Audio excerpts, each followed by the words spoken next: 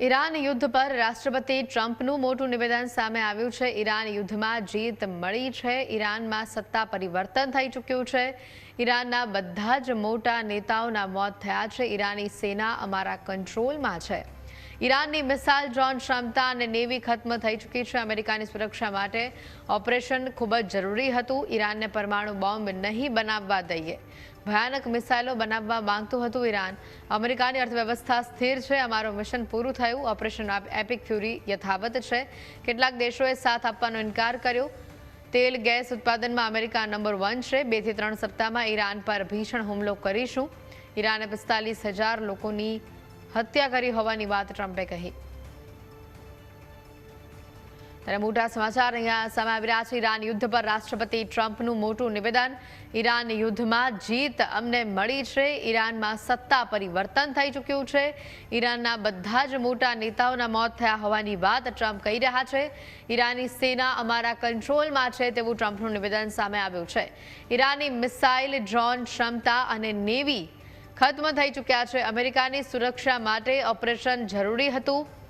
ઈરાનને પરમાણુ બોમ્બ નહીં બનાવવા દઈએ તેવું ટ્રમ્પ જણાવી રહ્યા છે। ભયાનક મિસાઇલો બનાવવા ઈરાન માંગી રહ્યું હતું। અમેરિકાની અર્થવ્યવસ્થા હાલ સ્થિર છે।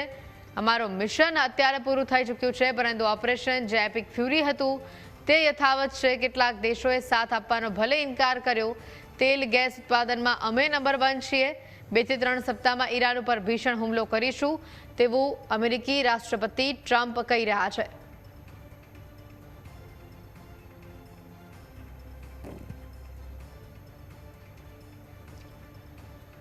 ફોનલાઈન પર અમારી સાથે કેપ્ટન જયદેવ જોશી અહીંયા જોડાઈ ચૂક્યા છે। જયદેવજી, સ્વાગત છે આપનું। Good morning.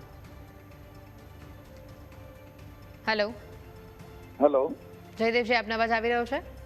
જી જી, જે રીતે ટ્રમ્પ કહી રહ્યા છે કે આ ભીષણ યુદ્ધ, ભીષણ હુમલો અમે આવનારા દિવસોમાં કરીશું। ઈરાનમાં સત્તા પલટ અમારું લક્ષ્ય હતું અને થઈ ગઈ છે। અને જે રીતે ઈરાન પર હુમલા થયા છે, ઈરાનને પરમાણુ હથિયાર નહીં બનાવવા દઈએ, આ બધા જ ટ્રમ્પના નિવેદનને આપ કઈ રીતે જોઈ રહ્યા છો ને વાસ્તવિક યુદ્ધની પરિસ્થિતિ અત્યારે કેવી છે?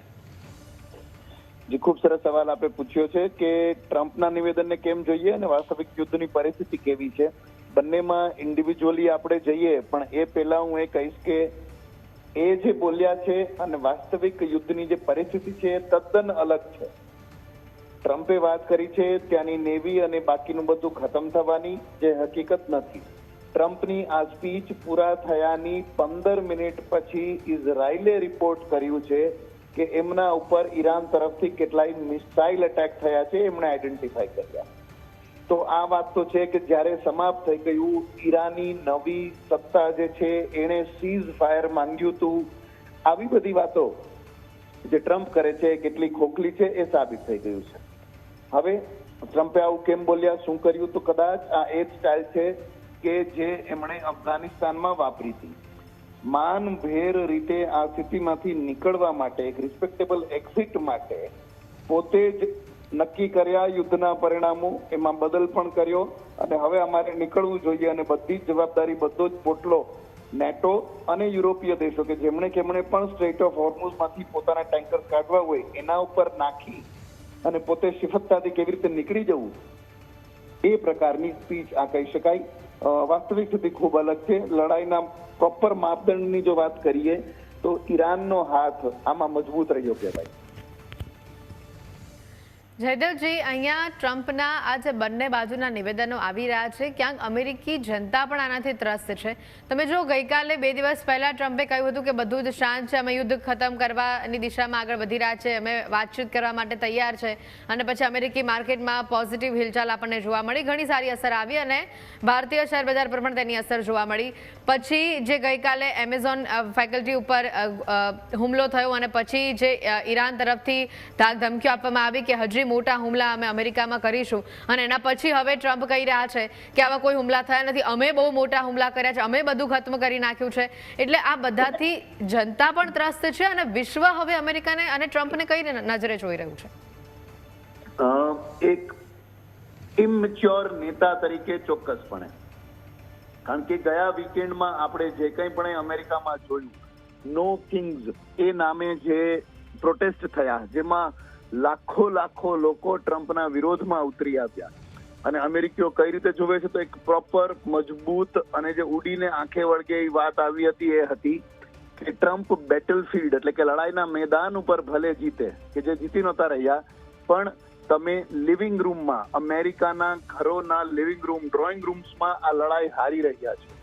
એટલે અમેરિકી અને ત્યાં તો જે રેટિંગ છે એ પણ બહુ રેગ્યુલરલી અને બહુ મેથેમેટિકલી ખૂબ સરસ રીતે રજૂ થતા હોય છે. એમાં પણ ટ્રમ્પની પોપ્યુલારિટી એમની અપીલમાં બહુ જ નીચું થઈ રહ્યું હતું, બહુ ડાઉન જઈ રહ્યા હતા, અને એટલા માટે જ આમાંથી બહુ સરળતાથી ટ્રમ્પ નીકળવા, વધારે નાલેશીથી બચવા માટે એમણે આજની આ સ્પીચ આપી છે. જયદેવજી, છેલ્લો સવાલ, હવે ભારત ઉપર કેવા પ્રકારની અસર, ભારત આવનારા દિવસોમાં કોઈ મોટા નિર્ણય લેશે? કારણ કે જે મોટી બેઠકો આપણે જોઈ રહ્યા છે, પીએમ મોદી કરી રહ્યા છે, રાજનાથસિંહ કરી રહ્યા છે, અજીત ડોભાલ કરી રહ્યા છે, તો આ મિટિંગો પરથી કઈ અંદાજો લગાવી શકાય? બેઠકો આપણે ચોક્કસ કરી રહ્યા છીએ અને એ બેઠકો કરવી જોઈએ, કારણ કે આ લડાઈ કઈ તરફ રૂખ લે એ આપણને ખબર નથી. આવું થયા પછી પણ જે અટેક્સ છે બંને તરફથી ચાલુ રહ્યા છે. ઈરાનમાં શાંતિ થવી એનો અર્થ એ નથી કે ઇઝરાયલ અને લેબનન એના વચ્ચે બધું બરાબર થઈ જશે. હાઉધી હિઝબુલ્લા કંઈક ને કંઈક કરતા રહેશે.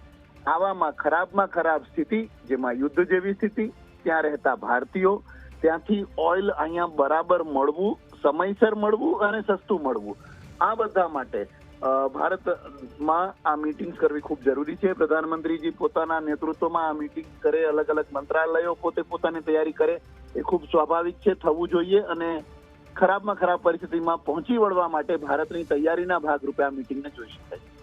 બિલકુલ જયદેવજી, આભાર ટીમ સાથે જોડાવા બદલ.